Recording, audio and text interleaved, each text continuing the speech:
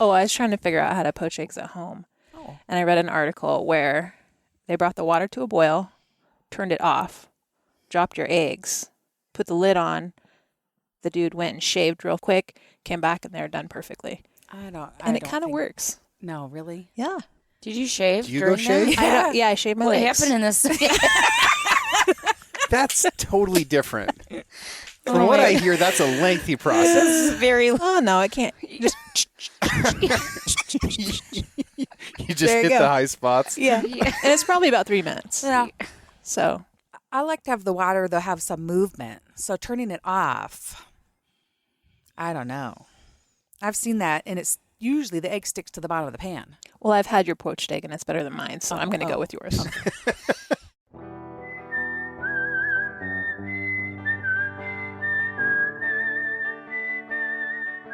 These are stories of outdoor adventure and expert advice from folks with calloused hands. I'm James Nash, and this is the Six Ranch Podcast.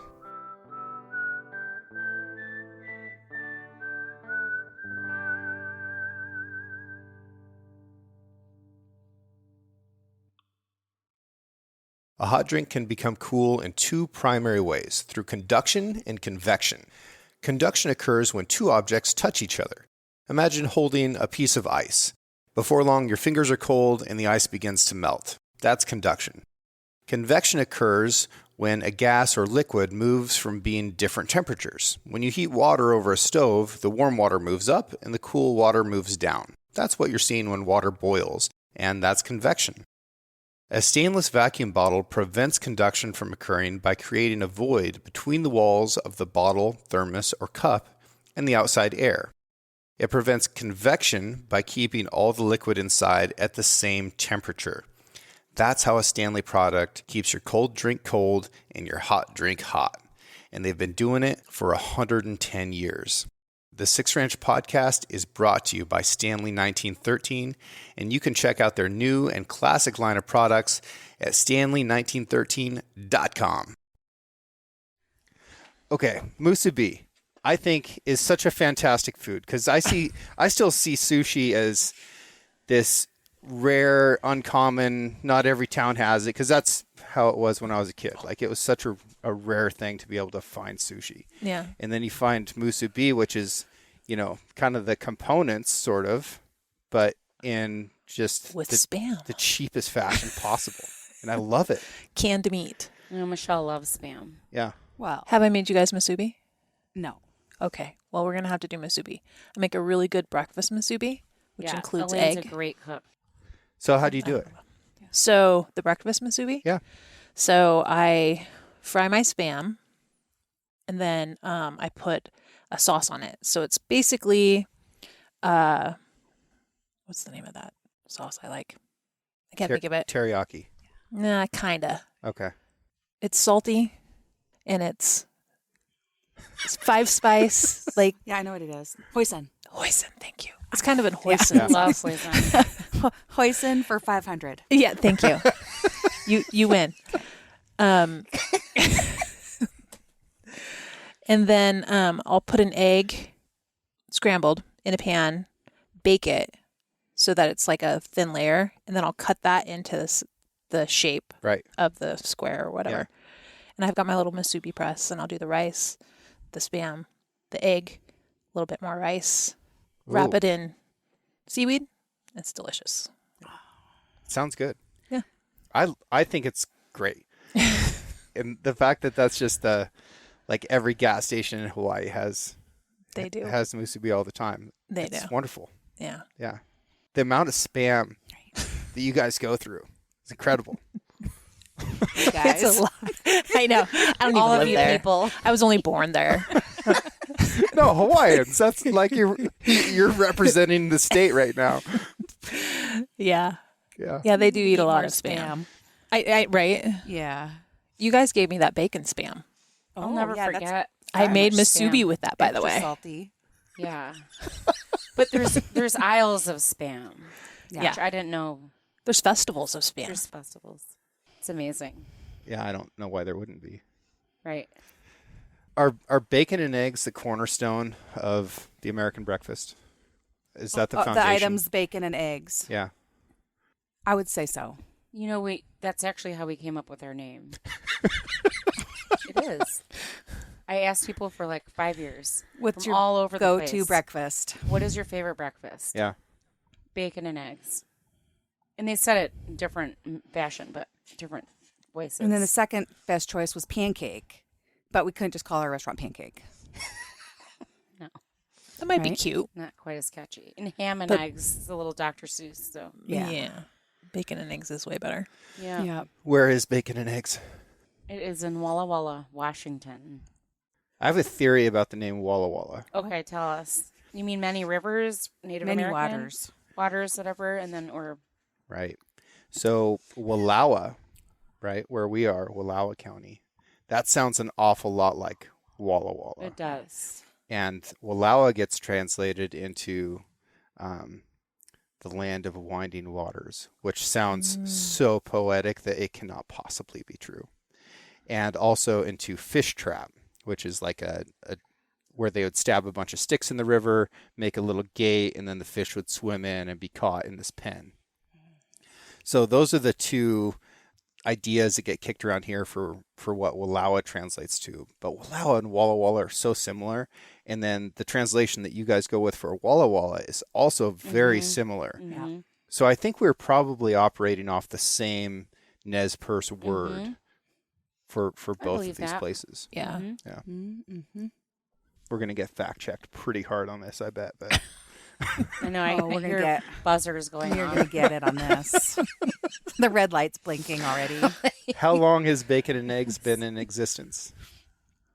11 years. 11 years now. Going on 12. Yes. Well, and we Yes. wrote the menu for 10 years, so I guess 20 million. A lot. Yeah.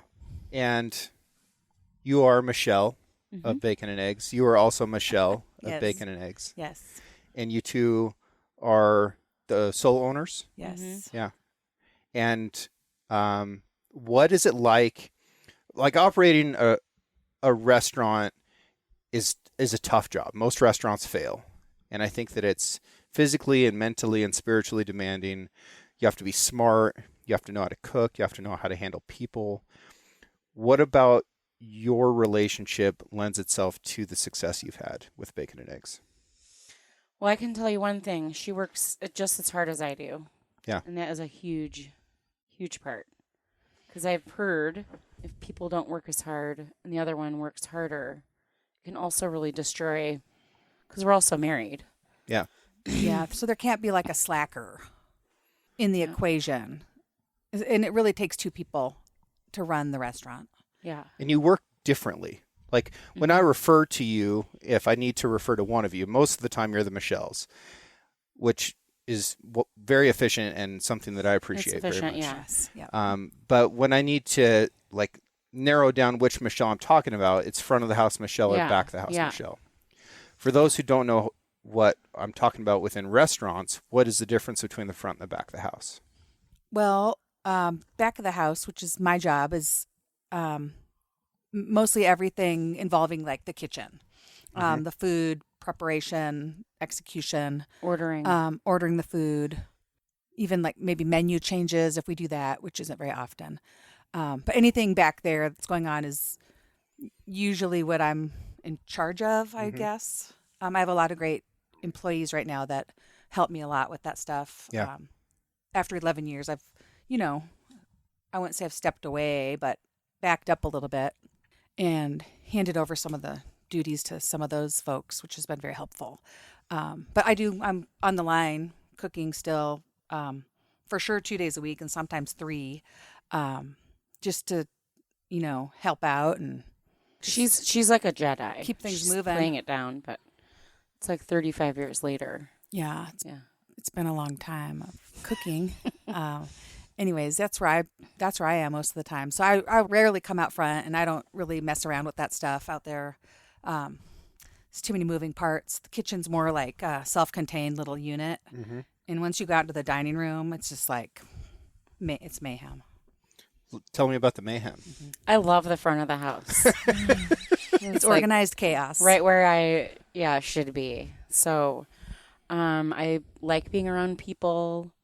I love our customers, and I deal with all the employees and payroll and all that kind of stuff. Yeah, like 500 people a day that I get to say hello to. Wow. Mm-hmm. And then we counted, I did a math equation. Michelle says I'm not good at math, but I do the bookkeeping, which is ironic. Which is scary. Anyway. Only if you get audited. We have a CPA team. Okay. Trust me, in case Gotcha. anyone's listening. They do all the taxes. I don't do the Hi, taxes. Crystal. Hi, Crystal. Anyway, Shout out to Crystal. Shout out to Hazzy. yeah. But we did a equation just times the year times numbers. Michelle's probably cooked 2.5 to 3 million eggs I have questions about in this. her lifetime. Yeah. I have so many, that is so like- many egg questions. I mean, And this. subsequently, I've flipping. become allergic to eggs, which is an interesting fact. And, Only if you Sad. eat them? Or All of a sudden, yeah. Really? Yeah. What a This bummer. might be too much information, but I thought I had a gluten allergy a couple years ago. So we stopped eating gluten for a year. Brutal. That's true love. And I still didn't feel very good. And so I did a home test, and it said the top 2 allergens were eggs and egg whites. So Yeah. that's crazy. just by proxy. but I wasn't Yeah. allergic to eggs my whole life. Wow. And have you tinkered with it to see if you can have like Happy Farm chicken eggs? I do better with fresh farm eggs, Mm-hmm. and only if I eat like 1 egg a week. Yeah. I mean, I was eating like 2 or 3 eggs a day at work. Yeah. Every day. Sure. Why not? And then I'm like, Yeah. why don't I feel good? Keep eating my eggs. And then I quit eating bread and pasta and everything else. And I'm like, I still don't feel good. But yeah, the eggs, I feel like it's from exposure. Brutal. I'm so sorry. I know. What if it happens with I bacon? know.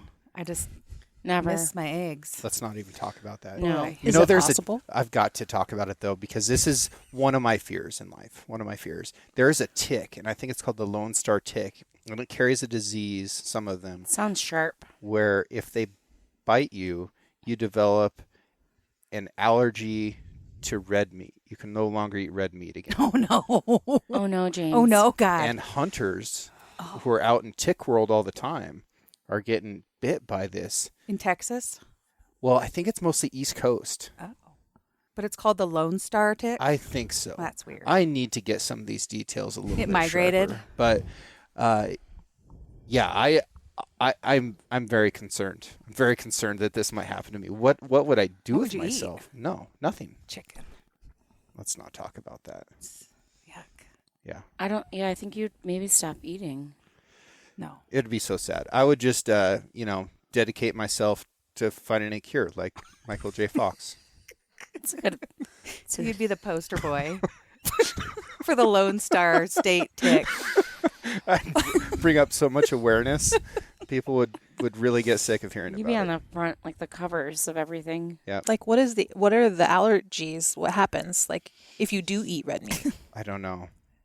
like, do you Oh. throw up? It's just a Do you- fear. It's a big. It looks like. Do you break out in I've- hives? What Based I've on your heard is that official- you can no longer eat red meat. I don't know what the consequence of doing it is. Like, I know lots of people who are lactose intolerant that don't take that seriously. Like, they'll eat cheese at a party and then Yeah, ruin it for it's everyone worth else. it. Shout out to Kyle Brasher. Oh, Kyle!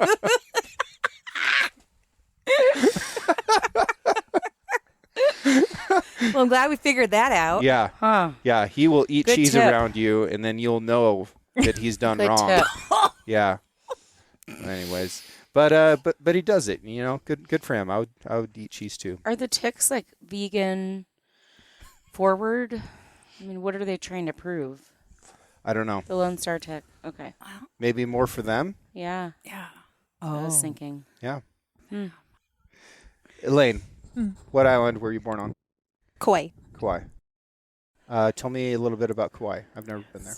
Well, I would love to, but my parents got married, had me, and then moved back to Myrtle Creek, Oregon. Okay. So I was raised on the mainland. So you don't know a lot about it. No. Have you been back? Yeah, definitely. Beautiful. Garden Isle. Has a beautiful river that runs through it. You can kayak up it.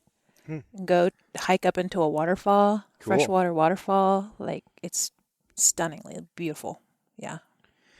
There's a freshwater shrimp species that's anadromous, so it lives in the ocean and then goes up all the rivers in all the states in Hawaii now, and they're big. People spear them, Really? and I think they're a Tahitian shrimp. I must have these. She spearfishes. She does all of this. And She the does it all. thing. I just learned But what's to this? scuba and spearfish. Yes. Lionfish. Yeah, I love spearfishing. People on the show they've told me that they've heard enough from me about spearfishing for now, but I'm not going to stop talking about it because it's my show. I think spearfishing is fabulous. It's a fantastic way to experience nature, to develop yourself as a person. Great way to get food. You're so selective about the fish that you get when you're when you're fishing with a hook. Anything can bite that, right? So you're really unselective about what kind of fish you're bringing to the surface because That's true. You're sort of playing the lottery. When you're spearfishing, you're picking not only the species but the individual. But no, there's a fantastic YouTube channel hosted by Ryan Myers, and he's on the Big Island. Ryan is a competitive and professional spear fisherman, and he hunts with my buddy Justin Lee quite a bit. And they've done a couple episodes, I think, where they've gone into some of these freshwater rivers and speared these giant shrimp. And they've got like one long, skinny claw, like a crawdad. Mm-hmm. They're really goofy looking, but they're a big freshwater invasive shrimp that's in all those freshwater rivers. And they're invasive And because they're they're not invasive. supposed to. Yep. Okay. Oh, well, I know what I'm doing next time I go to Hawaii. Should go get Yeah. those.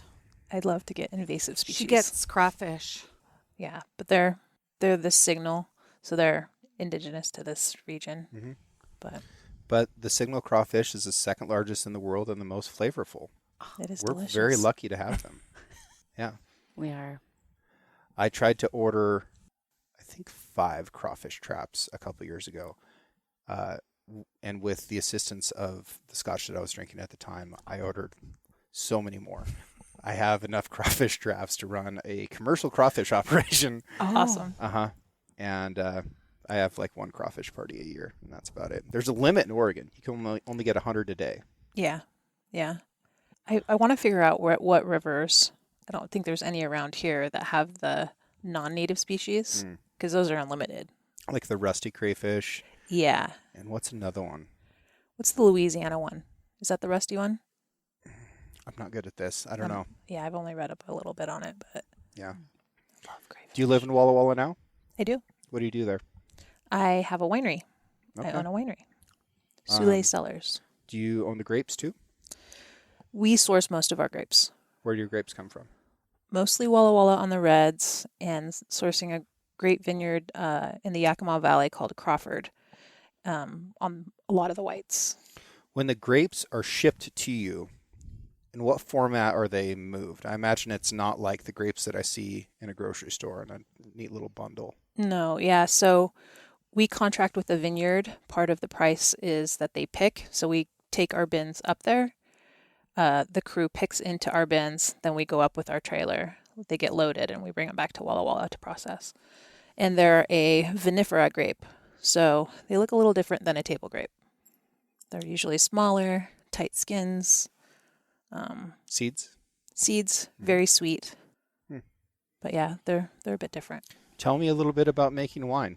What happens after the grape comes to you? Oh boy, quite the process. So, if it's white wine, we put it into a press, squeeze out all the juice into a tank, and that's where we ferment. If it's red, we crush it into a bin, and then we take the crushed grapes and we inoculate it with yeast, and then we press it down 3 times a day for about 10 to 14 days till the yeast can turn the sugar into alcohol, and then we put it into the press and squeeze off the juice into barrel, and it goes through a secondary fermentation. And then what happens? Oh my god, It's a lot of work. It's a lot of like work. We've watched. Yeah. We tried to help once with the the punch down. punch downs. Yeah. It's very, very hard Yeah, and dangerous even. it can be If you fell in, it would be for sure. very uncomfortable. Take a crack at trying to pronounce that. Glendronach. Oh, it sounded really good. Let's see. Glendronach. Oh, no. I don't And then think what's with the word that. underneath it? She can't see. Alerdice. Alerdice. Elerdice. I'm from Detroit, Are so you from Michigan? Well, that's good. Thank you. it's a Alerdice. Did you bring your casserole dish? Or your apple pie? I have tater tots.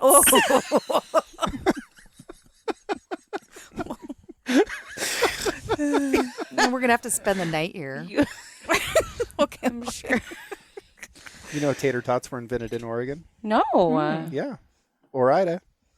Really? Oh, huh. Yeah. Oregon, No Idaho. kidding. Yeah. Well, We're I about thought they were to- a Midwest thing. We're about, well, that's just casseroles, which you just throw tater tots, cream of mushroom soup, the fried onion, Bake it. broccoli, whatever else Carrots. vegetable you want to rack, and then you put it in the oven. You want to talk about wrecking vegetables? Yeah.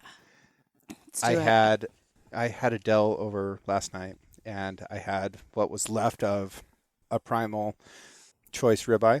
There's probably like 3.5 steaks left in it, but it was at day 55 in my dry ager, in my steak locker out here. Yum. Like so good. And this is the end of it, right? So I was like, let's have Yeah. these super aged ribeyes. And she chopped it up and stir fried it with vegetables. What a sinner. Is she fed that to you? Yeah. I ate it too, without complaint until just now. Was it delicious? It's No. decent. Actually, I think 55 days is too long. Do you? Oh. Yeah. It tastes like cheese. I don't want to say that it was rancid because it definitely wasn't, but it didn't have that blue cheese funk. You know, I'm fine with that. It was on the downhill slope. Elaine knows that from wine. Like when you have an old bottle of like red wine. Yeah, I was just in a. Oh, and aging. if you don't drink Compare. it when it's here, Right, there's and the then bell it starts curve. to decline. Right. Right. There's a peak. There It is. just loses a lot of its Yeah. the and like color flavor drops out too. yeah. Freshness isn't the The word. same but with a yeah. dry aged steak. I really think days 30 through 40, It's peak. that's the sweet spot. But what we've been doing is just, buying primals, throwing them in there, and then any night that we want a steak, we cut steaks off of it, have those steaks. Where do you throw them into? So I'll show it to you. It's outside. It looks like a mini fridge, but it's called a steak locker, and it's got Who knew? So you control temperature, humidity, and then it's got a UV light to kill any So bacteria. this is something that anyone can buy, or did they She's make it gonna just talk for you? about this the whole Yeah, way yeah. home. Yeah. Thank I'm you, going to order James. one on Amazon in the car. Like right now. They make big ones for restaurants too. Steak locker. Because you should tell him and Elaine about that dry aged steak you had. Oh yeah, it was. Like I had a changed dry her aged life. porterhouse in Scottsdale in February, but it was delicious. Yeah. And we don't have a lot of opportunity in Walla Walla to get a dry aged steak. Mm-hmm. I mean, I don't even know if anyone I don't. offers one. Yeah. What's the So- steak place at the train station? Oh. Oh, yeah. the steak company. The steak co. Yeah. Do I they had do? a very good steak there once. You did. Oh, Yeah. good. Such a Okay. good steak there. Okay, well I that's had good to amazing know. steak there Yeah. before too. I'd been out fishing in the cold for the previous 5 days, and So anything would taste like pretty good. Spam would have slapped Yeah. for sure. But I still feel like I've eaten enough meat in my life that I can tell good Yeah. Yeah. good from great, and that was a great steak. Wow. Yeah. What'd you have? Several years ago, it was a ribeye. Yeah. Yeah. right. Yeah. Was We- it the 2-person ribeye, like that they table side? It's a James ribeye. Yeah. I don't know if I would. It might have been 2 person. So 2 to 4. 2 to 4. We still talk about the elk steak We you do. cooked us Yeah. at your other home. Yeah. Years and years ago. And the rub. And we still talk about it. Yeah, we And still do. She doesn't even like steak, and she's like, that steak, and she talks about it. It's Elk's It's good. amazing. Really, Yeah. Yeah. Yeah, and boy, That antelope that's in the corner, African antelope, that's called a congoni, or it's a Liechtenstein hartebeest is what it is. But it's called congoni in Swahili. That's the best tasting wild game I've ever had in my life. this guy right here. I would go back just to eat congoni. So good. It's really cute. Is it a goat? It's an antelope. Wow. Do you remember when his friend named, I don't remember, because he moved away and moved back? And he said, James, oh, you're going to James' house, the Natural History Museum. I think it was Kevin Harlander. It was Yeah. Kevin. Yeah. That's right. Kevy. Because I was like, oh, it's so beautiful. And there's like, he's looking at things everywhere. He's like, oh, the Natural History Museum. Yeah. One of these days. One of these days. Right? So, okay, eggs. I've got so many egg questions. Oh gosh. I've been told that the pleats in a chef's hat indicate the number of ways to cook an egg. And that there's like 200 or something pleats in a, like the classic like Chef Boyardee. I've heard French. something like that. I don't wear a hat. I get too hot. It's like 2,000 degrees. But you can, if you looked for ways to cook the egg, I'm sure Yeah. they've come up with hundreds of different types of cooking the egg. What's the best way to cook an egg? The best way.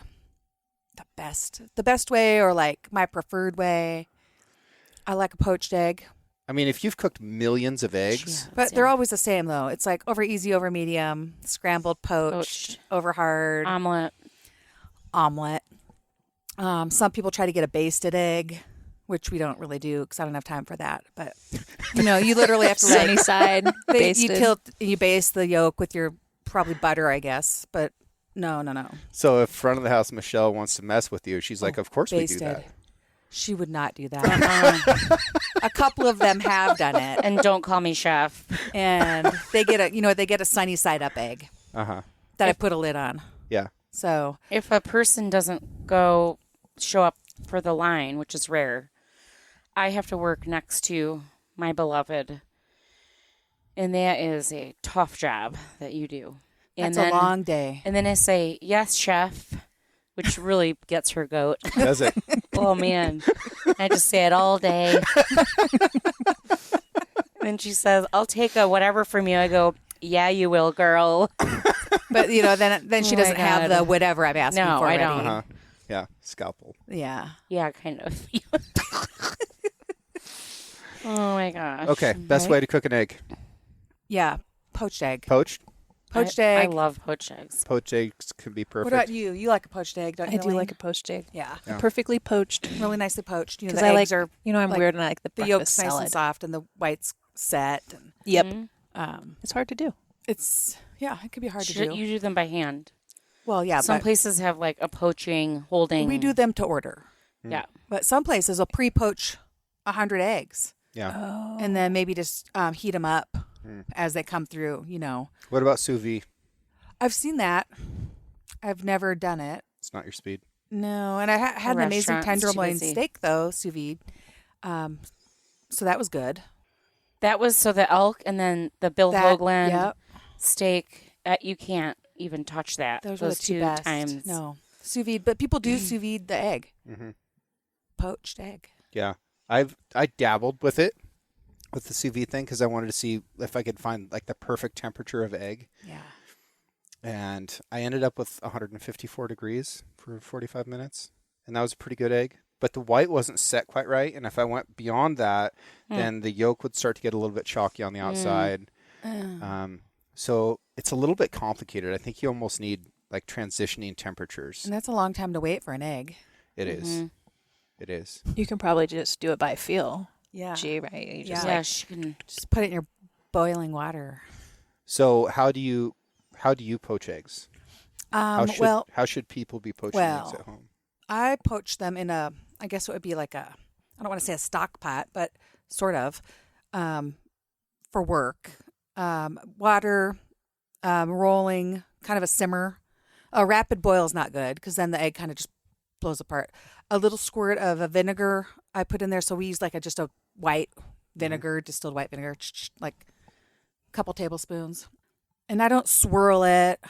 I just, once we get going at the restaurant, You don't once swirl the it. The poaching swirling's water my gets favorite like part. kind of, it gets like cured almost. So once you get a few eggs poached, it's really easier to just keep poaching eggs. Like nothing weird happens. They don't stick or break unless you smash them with your spoon. But I don't usually do that. And you always have a pot. I always have a next to second it. pot Yeah. next to the big pot Which to me is of a good trick. hot water, so that when my water from poaching gets depleted, after a couple hours, I can add my hot water. So it's just all constantly like refilling that pot and poaching. But I can use that same pot the whole day, and I keep it skimmed. Mm-hmm. So I'll use my little slotted spoon to skim off the foam and keep it kind of clean. How long? Gosh, I would say 3 minutes. 3 minutes? That's just a guess. You just do it so much that I don't. your I internal don't know. clock I just know. knows. It's I a don't slow know, and I know. Simmer. And yeah, I can put them in, and I can cook my other eggs, because that would be my station. Would be the egg station, like the eggs to order. Mm-hmm. And then my guy next to me does all the scrambles, omelets, all that other egg stuff. And then there's a guy next to him that does pancakes, French toast, all that other stuff. So yeah, I would say 3 minutes, 2.5. You like it really like soft, but I don't like the egg whites to be runny. Does so anyone I'd like say that? 3 minutes. Some people. Some people like that. Some people like it. Do they really? The rooster Extra goo? soft poach. Ugh. Yuck. That's No. inappropriate. It's just not good. It's also it could What be he said. a hazard. I read a That's a thing hazard. once because I was. hazard. There it is again. Elaine, what were you saying? Oh, I was trying to figure out how to poach eggs at home. Oh. And I read an article where they brought the water to a boil, turned it off, dropped your eggs, put the lid on. The dude went and shaved real quick, came back, and they're done perfectly. And It kind of works. No, really? Yeah. Did you shave? Do you during go shave? that? I shaved my What legs. happened in this? That's totally different. From Oh what my- I hear, that's a lengthy process. Very. Oh, no, I can't. Just You just There you hit go. the high spots. yeah. And it's probably about 3 minutes. Yeah. So I like to have the water, though, have some movement. So turning it off, I don't know. I've seen that, and it's usually the egg sticks to the bottom of the pan. well, I've had your poached egg, and it's better than mine, so I'm going to go with yours. Well, next Sunday at about 10, I'm going to turn the burner off and cover it and go in the bathroom Oh, there you go. and shave something. Jesus. And then I'm going to come back and see if the Shave your eggs arms. in there are done yet. I'll shave my arms. There you go. Do you think the quality of the water matters? Like, No. is this a niche that we haven't exploited yet? It'd be a fun egg test. poaching water? Yeah. I don't think it Distilled matters. like- tap. Yeah. Spring water, Wallowa River water. Ooh. sparkling water, Oh, that would be interesting to try. Salt water, like seawater. Yummy. That might be seawater. Seawater. I think Sea that would be water poached delicious. eggs. Yeah. Yeah. Next time anyone goes to the ocean, can you bring back some seawater? I'm going in June. You're going. Yeah. I'll get My some. mom's there now. Maybe she could bring some. Oh yeah. I think boiling crabs in seawater is Oh, Oh, way better. the way. Like Yes. it's 100%. Can't you wait. can't compare. in their natural environment. Well, except hotter. Yeah. So much hotter. I feel bad for the crabs. Oh. Like boiling seafood alive. Oh no. It And does. I've killed so many animals, right? I've killed so many animals. That one gets me. It seems a little bit jacked up, but I get it. I know Yeah. that's I always, Because how of to the keep it squealing safe, sound. but- well, sometimes there's, like, when the shell gets hot, it does make, like, a squeaky sound, but I always say, thank you so much for feeding my family, and then I drop it in, and I turn and walk away. Go shave. shave my legs again. I'm very hairy. I've never cooked a live one. Yeah. It's kind of brutal. Yeah. I mean, lobsters, crawfish, all that stuff. And it's safe, right? Because their organs become toxic really quickly once they die. So if you don't kill them by cooking them, then you're potentially exposing yourself to these toxins. So you can cook a live crab. Obviously, you wouldn't have cleaned it because then it would be dead. Correct. So you just throw it in with the whole everything in there, Yes. and then when it's done, you take that out. Mm-hmm. You pop them open, scrape all the stuff Yeah. out. Yeah. Interesting. What's the part of the crab that's like butter? Yeah. What's the part that's like the butter? Because we go to this incredible place in Kelly's Oregon. Marina over there on the Oregon coast, Mm-hmm. and they serve the It's like crab Legacy. something left in it after they didn't clean it all out. It's like a yellowish, thick stuff. And Yeah, they say it's like crab butter. Yeah. There's lobster butter too. But is it a natural part of the lobster? Yeah. It's their guts, basically. Oh. You can't name it like It crab might guts. be the same thing. Yeah. No. You say Yeah. crab butter. I I'm liked like, her face when I said that. Oh. Yeah, and you like Mhm. dip your bread in it, but you don't really know what it is. It's delicious, The though, guts. right? But they said it was butter, so Hopefully it's not the poison that he was just talking about. we'll eat it. Well, no, I don't that's think if so. they die. Yeah. Yeah. The flesh will actually start to turn a little bit black if they die before you cook them and they sit for a little bit. Oh. Oh, Don't eat Mm-mm. that. That's not bad. that one. okay. In survival situations, if people get shipwrecked or whatever and they need to survive on a coast, it's hard to know what seafood you can eat and what you can't. So the move is to just touch it to your lips and wait 15 minutes. And if your lips go numb, don't eat it. That's smart. Yeah. Sounds like a good life lesson. And there's ways to do that with plants too, and it's painfully slow, especially for the amount of calories that you get from eating plants. But you start with like putting it on the inside of your elbow and holding it there for a few minutes, and then you wait and you see if the skin turns red in that area, and then you can try putting it against your lips and wait a while and see if anything bad happens there, and then hold it in your mouth for a while. And It's like a bad first date, sort of. with the elbow thing, Just is the that what got you? The testing. Oh, whatever. got you. Yeah, or a good one. I mean, Or a good one. Yeah. Where it's like, you don't know. yeah, you don't. Yeah, Just wait 15 minutes. Yeah. Touch your lips. that's pretty quick. Yeah. 15 minutes in. Right? That's it. Yeah, we've got some stuff to We find got out. those. We got those. Yeah. Fly fishing. Oh, No. Yeah. I owe it all to you. Do you? Her favorite You in thing. Montana. Yeah. You were part of the first Women's Week. I know. Yeah. That was very enjoyable. Weren't you guys here? I don't Didn't think. you go with the other gal? Oh, was that Women's Alexis? Yeah. Week? Was that Women's Week? Yeah. Yeah.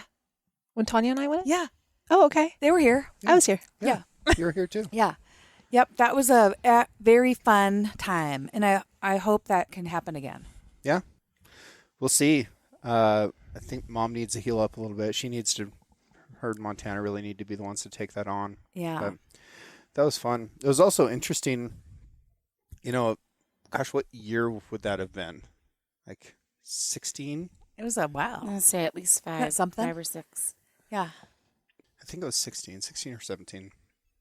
But I just decided that I wanted to have a week of fly fishing here on the Six Ranch that was going to be Women's Week. So all female guides, all female anglers, and Alexis Plank took that on. That's right. Alexis. Yeah, she did a fantastic job.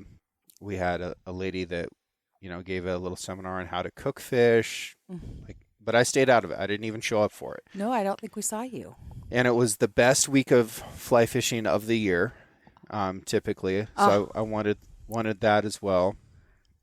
But one of the things that was kind of interesting about it is when we advertised it, somebody said, well, what about people who are non-binary? And I was like, I don't even know what the fuck that is. And everybody knows what that is now. Yeah. That was something that changed really quickly. I don't know if I could even advertise that today. I think it might be too problematic. Right. Right. So in a good-hearted attempt, I ended up stepping in it a little bit. But we might do it again. I think We'll do it see. again. And I think now it's become even like women in fly fishing has become even bigger. Mhm. There are a lot more female guides that are, I don't want to say famous, but notable. There are, and honestly, there have been for a while. There have been really wonderful female guides for as long as I've been in fly fishing. Yeah. But social media changed their ability to reach a larger audience. Yeah. And I mean, you guys have such an excellent location and river. I would think some of them would come. Yeah. And be very happy to participate in that event. Yeah. We might do it again. We'll kick the tires on it a little bit. Yeah. Let's Yeah. kick the tires. Yeah. But that started something for you. You really fell in love with fly I fishing. did. I became addicted to it. And Michelle, you've been so supportive. Good. She's very Yeah. supportive. Thank God. She will go and she'll sit there all day. Yeah. And But it taught me how to sit and do nothing. she has trouble relaxing. It's a hard thing to do. She can't. I don't have trouble relaxing. So for her to go and just kind of hang out, and if she's nearby where I'm fishing, she'll get some pictures, which is helpful. But yeah, it's all I really want to do. And You fish all over the place now. now, well, I fished in Montana, in the state of Montana, now a couple times a year. So we'll be going out there next month, and we've been doing an annual trip with my dad. So that's been really fun. Yeah. To do that with him. And What about New Mexico? we did go to New Mexico, and things are on my list, like Iceland Yeah. with your family. That'd be fun. My friend Derek did a really beautiful film about fly fishing in Iceland. I'll send it to you. Send it He- through he's because been I'd on love the- to watch He's it. been on the show before. That he used to make films every year. A lot of them with his friend Court. That he entered into the International Fly Fishing Film Festival. That is a lot. There's so many F's in That's that. a lot of F's. And they also usually won, so that they would go on these epic adventures and have really really beautiful films afterwards. I went and fished with them in Argentina and had a good time, and it was terrible fishing, but also just a wonderful trip and a great experience. Wow, yeah, that's Yeah. on my list for down the road. Yeah, I think, I'm happy to just stay in the States. Like, there's Yeah. such great fishing. And there really is. Montana's full. Yeah, I haven't tried Wyoming yet. But Idaho, Washington, Oregon all have wonderful fishing. yeah, you guys over here, too, have pretty good stuff. I like to do the Yakima River once or twice a year. I might go be helping with a smallmouth bass removal project on the Yakima. Oh. There's a young wildlife biologist named Ethan who's been working over there and has some projects going with Trout Unlimited to learn more about smallmouth bass and I've never fished for bass, try and improve that. but Yeah. I've heard it's fun. When It you is say fun. removal, are they invasive It's a or is it? euphemism, I'm Oh, pretty okay. sure. So Yeah. it's like learning how to fish smallmouth or something. No, I think killing them, like okay. getting them out of the ecosystem. Oh, okay. Yeah. Different sportsmen get really sensitive to using words that mean what they mean. So a lot of modern hunters don't say that they shot or killed something. They'll say that they harvested it, like it was a carrot. And I don't know that changes anything. I don't know that it makes it more accessible to people. I think that it's a little bit pandering to someone who doesn't care what you call it. They don't want you doing it. And it's really species dependent. Nobody cares if you kill fish, right? Fish don't have souls. Turkeys, nobody cares. Deer, you're starting to get there. Some people have feels about deer. Shoot a bear or a cougar, woo. People have feels about those. Yeah, right. I already No, I felt get it. different as you were moving, Yeah. just going, oh, turkey, Right. cougar. But what would we do without fish? Yeah. That's true. We'd be doomed. I know people eat bear. Mm-hmm. Is cougar something that's hunted for meat? Yeah. Yeah? It can be. You don't have to eat cougar in Oregon. Some states, I don't actually know the regulations in other states because I've only ever hunted cougars here. You don't have to eat them here in Oregon. They're the only big game species that you do not have to eat in Oregon. Idaho, you don't have to eat bears. Okay. But cougar tastes like pork, and you can treat it like pork, especially the pork that you get in stores that's super lean. Same color, cooks the same. It likes sugar. It's really just pork. Yeah.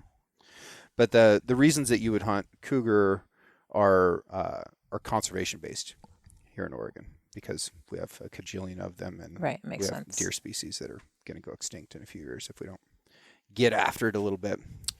But another thing I wanted to ask you two about, you two Michelles, you've done a good job of of linking your customers with the producers, whether that's wine or like bringing, the Six Ranch out there when you're serving Six Ranch beef.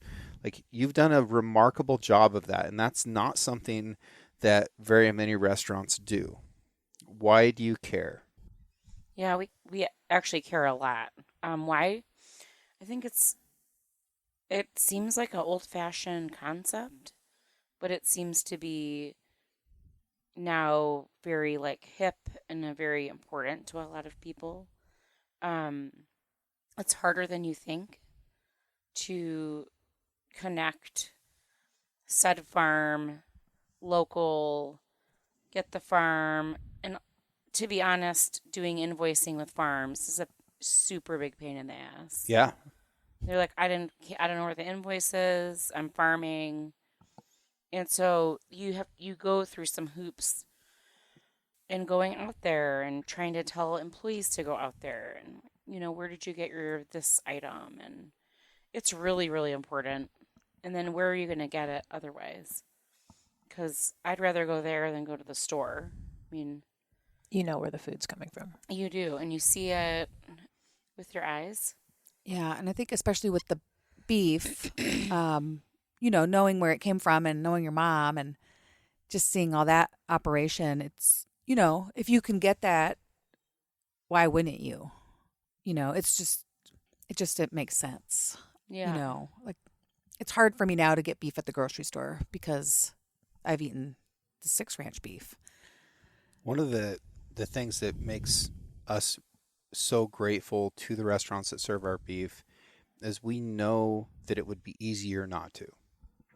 We get that. Right.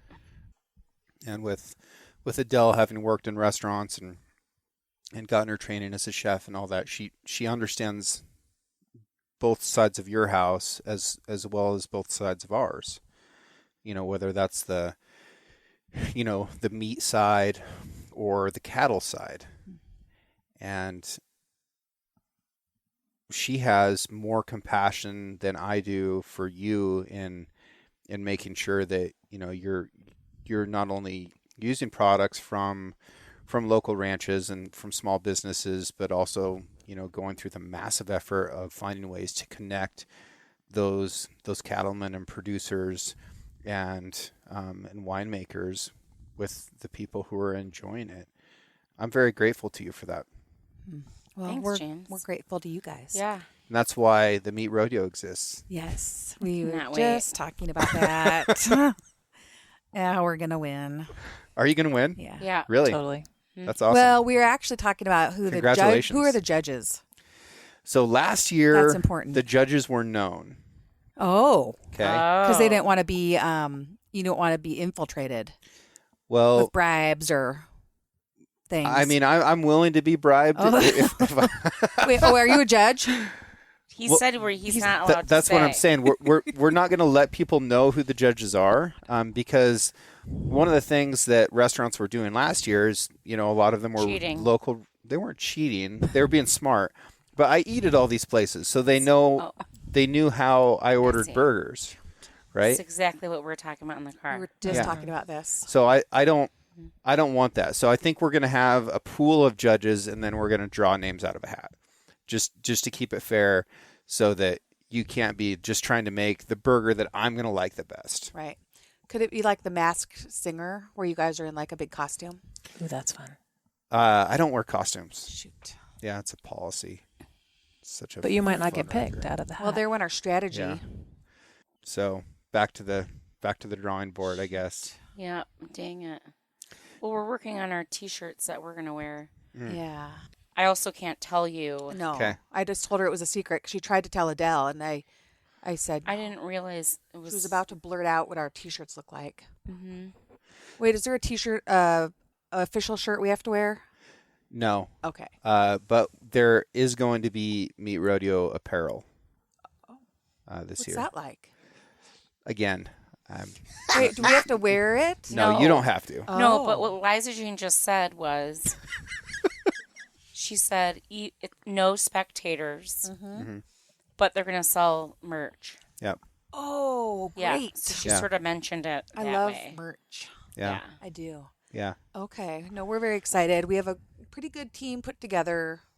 What's your understanding of what the meat rodeo is? We Well, we're gonna win. That's part of the understanding. well, it was explained to us as it's it's an event you guys are putting on to sort of say thanks to the restaurants that have served your meat or are serving it now, and sort of just to give back to the restaurants, The vendors. employees. Yeah. Yeah. Yeah. And it's a friendly competition. But what is it to have the best prepared burger or the most creative burger? Like what There's kind also of server realm? stuff. Yeah. There's multiple There's events. multiple events. Oh, okay. So last year we had a server relay Cannot where wait for this. where servers had to race through a course carrying a beer on a tray while one person asked them questions incessantly. And Wait, this is like going to work. This is going to be so easy. and my nephew threw water balloons at them. Oh, sweet. Yeah. Yes. So that was one event. We had beef trivia last year Oh gosh. Oh, as another event. it's fun.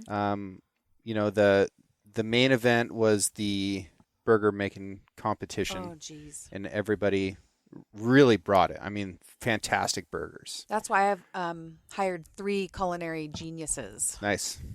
just for the burger cooking contest on our team. And then the other event. I'm trying. Like 82 team members. Yeah, is there a limit We to how like many set team up like members? stadium Do I seating. have to get rid of some people? we also No, had, we have like 8. I think. we also 8. had a slider eating Yeah, competition we have last a year. person for that that. position filled. Yeah, we Yeah. have that. Yeah. And Adele brought the thunder on that because she just made 3rd-pound burgers. So there'll be some Adele refining brings the this year. thunder. She's She does. lots There'll be going some on refining here. this year. I'm Okay. really excited about it. It's been on my calendar can't for wait. months. Same. Ours too. Yeah, we've got a couple event sponsors. I think I heard that. Is there a prize, a winning prize? So what do you win Besides winning. if you win the rodeo? A belt buckle? There's a meat rodeo belt buckle. Are you joking me? 100% serious. Oh, they're high-fiving. Nice. She loves belt buckles. I do. Boo, this incentive. But wait, only one belt buckle or for the whole team? For the whole team. Whoa. Yeah, it's carved silver, beautiful. Boo. Yeah. This is real. This is getting It's real. Getting real. Up in here. Well, Mhm. I'm ready. We're going to have different events this year. Okay. Yeah. I'm still ready. Yeah. And then when will you release the type of events to Yeah. the participants? It's a good question. That morning. That's a good question. No, we'll give you a little bit more warning than that. You know, we want you to be prepared and have your minds right. Yeah. Yeah. Mm-hmm. Yeah. So I want to give a quick fun fact about Michelle. I love fun facts. When she was younger, Mhm. she's still very young, beautiful, At heart. but Yeah. she was younger. She loved Uh-oh. Here comes the dodgeball story. she loved dodgeball. And she was so good at dodgeball. I want you to picture, this is how I picture this. And I I bet wasn't James did the same thing in dodgeball. and I wasn't there. But I'm gonna picture a gym, okay? And there's 25 kids Little kids. running and screaming around, whatever. And there's the coach or the gym teacher. And Michelle would be the last one standing. Mm-hmm. And if you so as much, like lift it a little, like a hand, like someone help me, God. Her aim is so spot on. For some reason, I have excellent aim. And then she Yeah. just get you again And I don't Yeah. know why. while you were down. Sure. But I can hit stuff. Well, I don't know if She- I still can, but I did. I used to. In any case, this is a competitive, very sportsman. I would hit the kid, and then when they were trying to crawl off the court, I would hit him again. Smack him again. Right in Yeah. the head. Hit him again. Yeah. I didn't even go for fresh Right. ones. I just kept hitting the one I just hit. You got to let them know. Just get out of here. Don't come back. I love it. How did you not end up in hockey? We didn't have hockey in Puyallup. I should have played hockey Huh. or boxing or something. You would have crushed it as a hockey player. Yeah. You've got everything it takes. Yeah. Yeah, Right. it is true. Hand-eye coordination. I'm ambidextrous. Yeah. You can tolerate Midwesterners. Yeah. Seriously. Yeah. Yeah, we didn't have hockey where I was from. Mm-mm. We had dodgeball. Same here. I think that I would have loved playing hockey. I love watching hockey. I like watching hockey culture. I like hockey players. You know, Kevin Miller is one of my favorite people. He was on the show a while ago. He played for the Boston Bruins. He's a lovely human. Like, I just love Kevin. And a lot of hockey players I met are like that. I think I would have just ate it up. But there's no hockey here. No hockey here either. There is now a little bit. So our park, where we used to have a swimming pool, they now turn into a hockey rink every winter. Well, maybe you could do hockey up at Kinney Lake. It's too late. It's too late. Yeah. Not Yeah. for you. Yeah. Yeah, me too. Yeah, that ship sailed for me. My ship has sailed on hockey. Did you know that there's like, I'm going to get some of this wrong, but I think there's 3 times as many hockey players born in January as there are in December. Mm. Why is So that? you have to come up through the ranks of like Little League and stuff, and everything is separated by age. And you know, there's lots of leagues of hockey before you ever get to the NHL. And since it's separated by age, the kids who are 11 months older have a significant advantage in their younger years. So they Sure. get advanced much more quickly. So if you look at the NHL, the bulk of the players have birthdays early in the year. And there are almost no NHL players with December birthdays. That's crazy. So the month that you're born in matters very much for what kind of a hockey player you're going to be. I stole that from a Malcolm Gladwell book. orchestra. Yeah, I was wondering what book this, because David and Goliath. It's a good book. Oh, yeah, it's a good book. Yeah, decent. Light reading. What about It's rugby? fairly light. Yeah. I think it's accessible, don't you? What about running, would you say? Rugby. Rugby. Oh, no. God, Extremely no. underrated. I wish we had it here. Yeah. Those hakas. I can't get Oh. enough of that. In the New Right? Zealand? That I is wanna do that. the best tradition in modern sports. Right. The warrior dance. Like scare your Scares opponent. me. Can't get enough of it. I wouldn't be Right. scared but I would stand there and be like, I wish there was something cool in my culture. Super good at cooking meat. What? You know? But yeah. James, I have love you rugby. seen the Oaxacan women's Oh, the women's softball team from Oaxaca. softball team? That's something for I've people missed to it. look at. I've missed Golly, Miss Molly. Oh. Tell me about it. It's this. I'm This is not what even- this is why I I'm don't make plans for obsessed. podcasts. I'm right? obsessed with doing it's I'm gonna bucket send it list to like you. 1 or 2. It's this team, Top. and it's a softball team in Oaxaca, and they're little gals, not very tall, and super cute, and they are wearing their traditional Oaxacan dresses, and a lot of them don't have shoes on. No, they're barefoot. and they're just out there. They're doing softball, and they're in it They're to win busting it. some ass. They're running. They're sliding. all all the of it. stuff. Yeah, Beautiful. They're becoming strong, sort of famous. I think Famous. there was an article in the New York Times about them. famosa. Muy famosa. Mm-hmm. These ladies. In dresses. Yeah. And traditional Oaxacan dresses. They're the real deal. It's like a Barefoot. league of their own, but Oaxaca. Yeah, and not gay necessarily. Well, you don't. I'm just saying We not don't one or the know. other. Just because Rosie O'Donnell isn't in it, you can't say there's not a gay one. There's always a gay one on the softball team. Sorry. Probably, right? I'm Almost sorry. always. Thank you. There Like, is. I The mean, softball team. there's I some play. things that I can't say, but also I like, can say Like a league Yeah. of their own. because I don't know Gina podcast Davis, protocol. like- yeah. And it can be edited to where it's Sure. not in there, but No, there's always a podcast gay protocol one. is that if you're gay, you can say what you want. And but it's probably the catcher, It's I dated a catcher. right? There you go. again, like this is why I don't make plans for these shows. Yeah. no. You were also in your soccer. You were the Goalie. goalie, That's a so that could be a. gay position. Is it? Well, I I don't don't know. know. Evidently. Soccer. Hmm. They But- didn't have soccer in my school, which is I- so dumb. Hmm. I'm telling There's you. jokes I want to make about soccer right now, but I'm not making them. It's okay. It's okay. I'm telling you, Football. softball. You write them down, and I'll make them. Yeah, hand them off on a So we're card. doing PC. Yeah. So like a little chalkboard. A little Yeah. teleprompter. Yeah. Yeah. So Oaxacan women's softball. I Google cannot it. wait. Yeah. These Are gals you going to try so out for the amazing. team? No. Oh, I mean, I could with my feet. yeah. But You could. Do you have any new tattoos? I don't think so. I don't see any freshies poking out.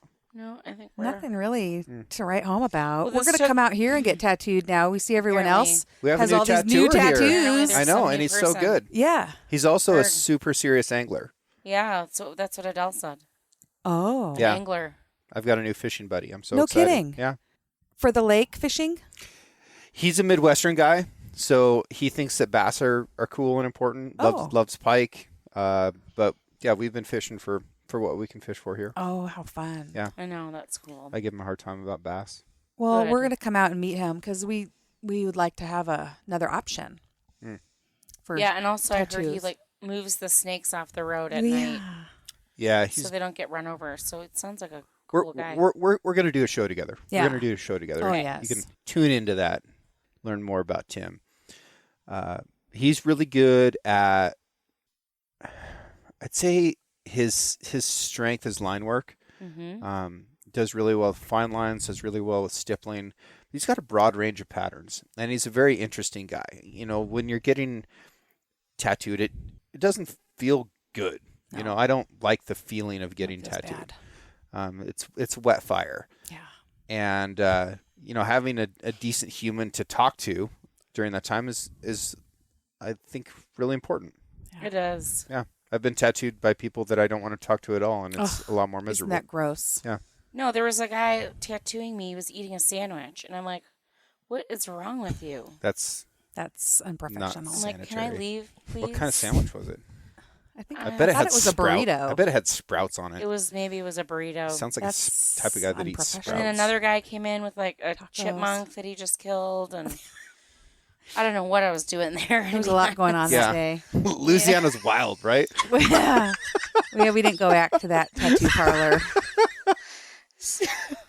We did not return to this. A Take chipmunk? Totally, That he killed. Why'd he kill it? because he could. Was he hungry? No, Couldn't he have just been wanted very everyone hungry. in the Yeah. studio to see it, while the guy was eating a burrito, while Tattooing and you. then answering the phone. And I'm like, I need to go. Yeah. Please. So anyway. Yeah. I like that we like very sanitary, clean. You shouldn't be doing anything besides this appointment, Yeah. really. So, What's good policy. the label of your wine? SuLei Cellars. How's that spelled? SULEI. It's Tanya, the winemaker, and my middle name. Her middle name is Sue. Mine's Leilani. Back to the island thing. So we created SuLei Cellars back in 2007. And she has the tattoo of the part of the Our label. logo. Yeah. This Yeah, was done on in there. Maui. Nice. Had a tattoo artist. The logo is inspired by the Maori double twist, so indigenous people of New Zealand.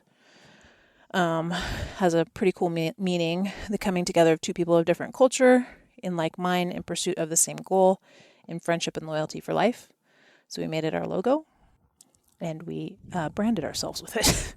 That's a well-practiced elevator speech. Right? That's so good. It was so It good. just flowed right off my Yeah, tongue. I- Like, you did not I miss have a beat. not said that 552 jillion times.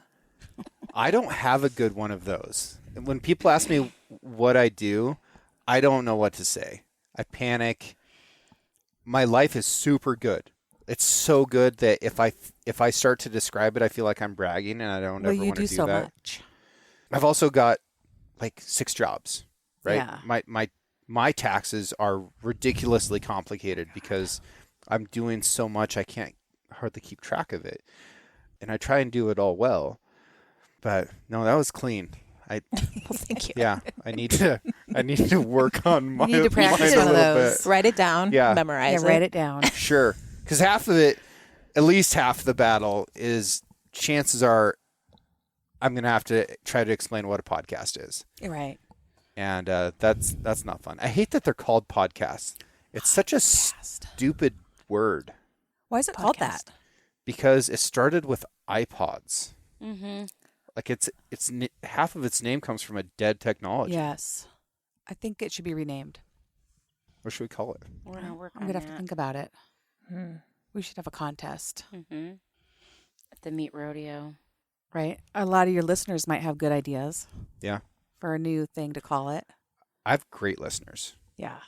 They're super smart. They're really engaging. I get thank yous like multiple times a day from people that say that they learned something, that it helped them, that they're inspired to do something, that, they're now trying a thing that they've been thinking about, or they had no idea that this thing existed. And that's so fun. Some advice that I got when I started this show over and over and over again was find a niche and live in that. I was like, no, it sounds dumb. Like, why would I only want to have eggs over easy when there's so many ways to make an egg? Right. And I'm so grateful for the guests and everything that I learned from them. But it's really cool to see, the audience respond that way too. It's really neat. Is it a worldwide audience? It is. So worldwide, this gets translated into different languages. Japanese? I don't know. What? It does get downloaded in Japan quite a bit. But there's around between 105 and 110 countries that download the show every week. It's amazing. Isn't that crazy? Maybe someone in Iceland can hear us and invite us to go fishing there. There are people in Iceland that listen to this. So hopefully they've got a bead of water and they can, make you a trade for bacon and eggs. I'll trade them. If people want to eat at Bacon and Eggs and have a perfectly poached egg Yes. and a wonderful front of the house experience, how do they get a hold of you? Where do they find you? Yep. How do they make that happen? We have a website. Mm-hmm. Bacon and Eggs Walla Walla at Gmail is the email. That's our email. But it's under Bacon and Eggs. We have a website. We take reservations. We're in Walla Walla. We have craft cocktails. Oh, yes. Make from scratch. What's the best cocktail Ooh. The most in the world Ooh. Well, ever? Morning paper. in the morning world. Morning papers. paper. Dry Morning martini. paper. Never heard of it. Tell them Oh, what's yeah. in it. Tell me what's in it. So gin, fresh squeezed grapefruit, which is every other day. It's juice and grapefruits. Splash of Saint Germain, and then a couple other things, which I can't divulge. Interesting. Oh, look at you. Or I the, like I think that. the Tommy Montana is Tommy Montana is second best. So good. It's a mezcal drink. We love mezcal. Obviously, we have Bloody Marys, mimosas, and all that good stuff. The mimosas. How many mimosas do you think you serve on a weekend? Let's see, a couple hundred. And we Has- also have the grapefruit mimosa. Has anybody ever had too many mimosas? We Not close really. at 2. Yeah. And then all the restaurants in town, which we only have not all that many, but our guests leave and they're happy and they're excited and they go through town, and then our friends are like, "Thanks for wrecking that dinner for that person." They're not intoxicated when they come to us in the morning, No, but like- by the time they get to the dinner reservation, they might be a little bit. Little wine Sure, tasting. Or just they just put late 14, or- 14 hours in, Yeah. But Well, they're on vacation. yeah, and there's now 300 some wineries. 300 A lot of wineries. There might be. That's There's a great lot. breweries. Yeah. Yeah, we're getting some Um, really good breweries. Really good. Wow. So out of 300 wineries, SuLei's the best. That's amazing. Ow. It Uh-oh. is. Well, thank you. It's We're right up blessed to there. be in an Yes. incredible wine growing region. So Yeah. there are a lot of good wineries. SuLei's top But notch, you and should it's definitely go also to SuLei. it's also one of few women-owned wineries. Really? Women owned and women run. own and run, and Yeah. they make They the wine actually and make they the do wine. everything. Yeah. That's cool. Yeah, They there actually aren't. make I the don't wine. even know. It's 2 or 3 others. Bergevin Lane. Yeah, There's our dear one. friend Annette. Yep. There's a Another few. angler. Another yes. angler. Yeah. And then Um, Ashley Trout is uh-huh. a Ashley complete Trout. legend. Yeah. Is Ashley- Ashley Trout. I hope she's a fisherman. Her wine label's Brook Right? and Bull. Does she fish? I don't think I she don't fishes. I don't know. She goes to Argentina. and Let makes- us She makes wine in Scandal. Argentina. yeah, it's a scandal. And then Vital Wines, which is a nonprofit Mm-hmm. winery. Yep. Who else you got? Gosh, I don't want to forget anybody. No, we will. I think there's- we yeah. edit this out because we'll get in a lot of trouble. Yeah, I don't want to forget anybody. But Fiona Mack, Smack Wines. Smack. Fiona's Yep. awesome. Yeah. Yeah. That lady's badass. Ida. And she's in Walla Walla dumplings. Oh, yes. Incredible Fiona Mack. dumplings. She's There's Chinese, a lot going on so- in Walla Walla. Yeah. Okay, there's another thing that we need to talk about. Uh-oh. This is going to be the last thing. Okay.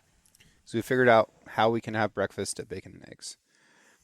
We figured out what your wine label is, but can people order it? Yes, we do have a website, SuLeiCellars.com. Okay. So links to all that in the podcast description. Now, the most serious topic of the day. Bacon. Bacon. Yeah. Mm-hmm. But you should tell everyone how many cases of bacon Well, and how many cases of eggs, to be honest. you already shouted out millions of eggs. I'm talking about how many you and The I. bacon, it's a So- honey cured bacon. Honey cured. It's not really local because I don't honestly not think anyone sustainable. locally could make that much bacon for us. And that's something we've run into with that sort of thing. Eggs, it's just like so many eggs, Yeah, so much bacon. But it's it is a made in problem. Montana, Okay. which is to me as still close regional. as we can. Yeah. Yeah. So Boo, how many cases of eggs and how many cases I of don't bacon know, do we Boo. buy every week? well, I don't know, but the bacon is like 30, at least 80 pounds of bacon a week. 15. That's about what I eat also. And that's uncooked, so that's raw bacon. Sure. So we cook Well, you don't. it, Nobody's going to expect you to weigh the cooked bacon. right? No. It's just trays and trays and trays of Yeah. bacon. Yeah. So much bacon. But yeah, it's a honey cured bacon. I should Good stuff. I should look into that. I should use some 6 Ranch honey to cure some bacon because I'm curing bacons all the time. Yes. We But- love 6 Ranch honey. I've just been using, I use prog powder and pepper and white Yeah. and brown sugar, Uh-huh. and Honey. yeah, I do that in the steak locker too. But it'd be interesting. Honey's so cool as a polysaccharide that never goes bad. The molecular shape of it is impervious to bacteria. It's cool. Yeah. Honey's cool. Yeah.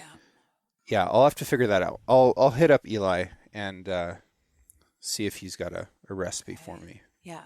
Make some honey cured bacon. But the dry cured bacon is just so good. I love it. Mm. And that's just a dry rub. Yeah. And it's really easy to do at home. Like you just put the rub on it and then put it in a bag and throw it in your fridge and flip it every day for 10 days. Smoke it, cool it, slice it, enjoy. That's it. It's not hard. You smoke Now- it on your Traeger. Now that could be part of your what you oh. do. Oh. It is? Smoke it, cool it, like Your thing. spiel. Yeah. Oh, We part of my said- elevator speech? I'm Yeah. going to tell people how to make Smoke bacon? it, Yeah. cool it, flip it. Oh. Mm. I like that Okay. part. Yeah, All right. because you do it. Okay. I think you should insert it. I'll work that in. Yeah. Hopefully Come up it's with a a cool title, and then that's like your sub. long elevator ride. Yeah. Mm-hmm. Yeah. Yeah. Oh my goodness. This has been so fun. This It's has great been to fun. catch up with you guys. Yeah, we've never done this before, so it's exciting. It's kind of fun. I love my little studio. It's such its own little world. It's nice and quiet in here. It is. The best naps. I was just going to say, I would lay down on this Can't couch even. and sleep for hours. It's the perfect temperature. Yep. It is pitch black, Yes. soundproof. Like you, except that you wake up and You don't know where it's you like are. Home Alone. It's like, Where am I? how much has happened while I was gone? You filthy animal. Yeah. Right? Okay, Well, so Thanks, James. Cool cups. yeah, Yeah. no, these, there's lots of like stainless steel cups out there, and I thought it was so smart of Stanley to make facets on the inside of it so that it's pretty, because It's like a little disco ball on the bottom. when you're drinking whiskey, it should be a visual thing, Yeah. right? Yep. Yeah. I'm impressed with these little cups. Mm-hmm. Now that you're Team Stanley. They're a great sponsor. Yep. Right? Yep. They've Gonna been get with on board. they've been with the show for years now. Years. Love those guys. I went and saw them in Seattle this spring Oh. and got to cruise around their office space, people were happy to work there. I've seen lots of offices where everybody looks like they just don't Yeah. want to be there. Yeah. And everybody was excited about their job. They're excited about the products. Like, they're interesting to talk to. They wanted to share what they did. It was fun. It was really fun to go visit them in Seattle. I loved it. Well, Hmm. I'll put that on my list of things to do next time we go to Seattle. Will they let us in? Maybe Yeah. if you knock Well, on the tell door. them we know you. Yeah, do it. Be like, hey, I listened to the Six Ranch podcast and I was on it. And I've made millions of eggs. Literally. Millions. Right? We know James and Adele. Okay.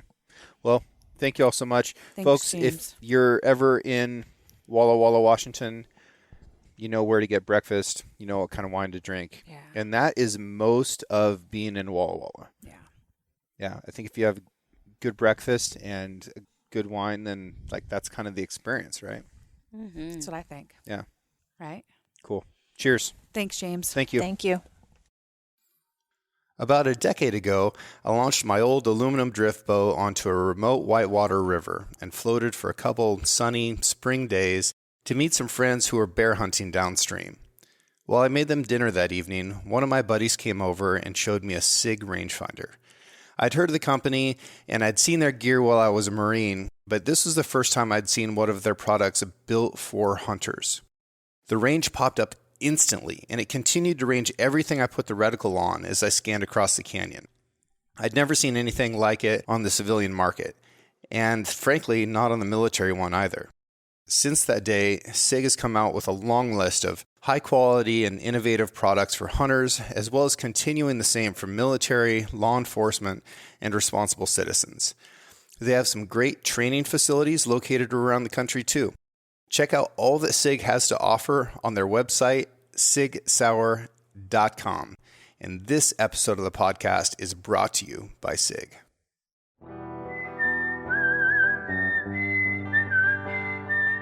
Thank you for listening. If you enjoyed this episode, please subscribe and share the show with a friend. You can also rate the podcast and leave a review. Your support allows me to keep doing what I love, which is meeting incredible folks and sharing their stories with you. For more content and photos, follow the show on Instagram at Six Ranch Podcast or me at Six Ranch Outfitters. This episode was produced by Emily Brannigan, with original music written and performed by Justin Hay. Art for the Six Ranch Podcast was created by John Chatelain and digitized by Celia Christofferson. Tune in every Monday for a brand new episode of the Six Ranch Podcast. I'll catch you next week.